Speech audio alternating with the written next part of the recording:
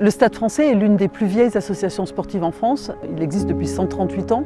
Ici, c'est vrai que c'est une histoire de famille. Ici, il y a des grandes familles. C'est la 4e génération qui sont membres du club. Depuis le début, fidèle à ses valeurs, l'éducation des jeunes par le sport, c'est comme ça que le Stade français a été construit au départ et pensé. Aujourd'hui, 10% des sportifs parisiens de haut niveau sont stadistes. Un stadiste, on va dire que c'est pour moi le nectar du sportif. Il n'y a pas mieux. C'est une autre dimension que uniquement un sportif avec ses résultats. C'est une façon de vivre dans un endroit merveilleux. On est assez unique aujourd'hui en tant que club omnisport privé qui a conservé 20 disciplines sportives. Ce qui marque aussi le Stade français, c'est qu'on a été à l'origine de beaucoup d'événements qui sont maintenant connus, tant au niveau du rugby que de l'athlétisme avec le marathon de Paris, le tennis avec les internationaux de France qui sont par la suite devenus Roland-Garros.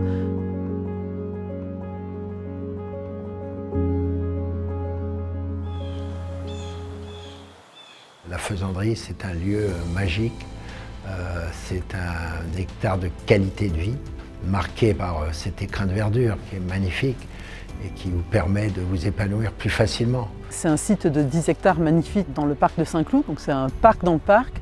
Quand on arrive, ce qu'on remarque tout de suite, c'est le terrain de foot et autour, il y a 36 terrains de tennis, dont la moitié en terre battue. C'est une terre de sport et de tennis particulièrement, puisqu'on a vu quand même énormément de champions et de championnes jouer là, que ce soit les Lacoste, que ce soit les Suzanne Langlaine et tous ces champions de mousquetaires, etc., qui sont venus à la Faisanderie et même qui étaient membres du Stade français. L'école de tennis du Stade français, c'est 800 enfants, 25 éducateurs sportifs, 2 sites, plus de 200 créneaux d'entraînement par semaine, des cours collectifs adultes avec 150 adultes qui y participent. Quand les gens viennent s'inscrire ici, tout de suite je leur trouve des partenaires où je les mets dans des formats de jeux, d'entraînement, etc., de telle sorte qu'ils vivent le club immédiatement. C'est une volonté de Pascal, je me rappelle il y a 3 ans, il voulait absolument que les enfants se fassent des copains.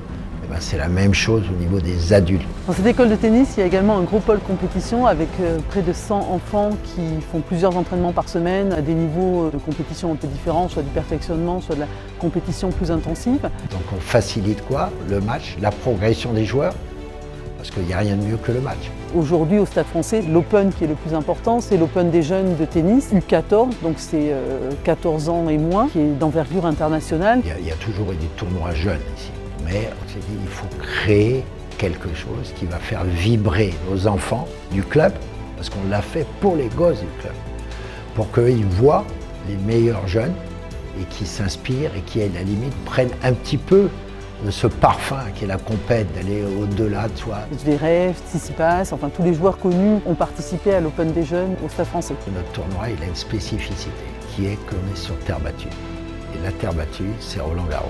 Et Roland-Garros, c'est un stadiste, et Simone Mathieu, c'est un stadiste, et donc on est très lié avec la terre battue. Ce tournoi-là reflète en fait quoi, une préparation entre guillemets pour Roland-Garros. Donc il va se tenir début juillet et on va recevoir les meilleurs joueurs du monde, on espère, s'ils ont le droit de voyager à ce moment-là, et clairement d'Europe.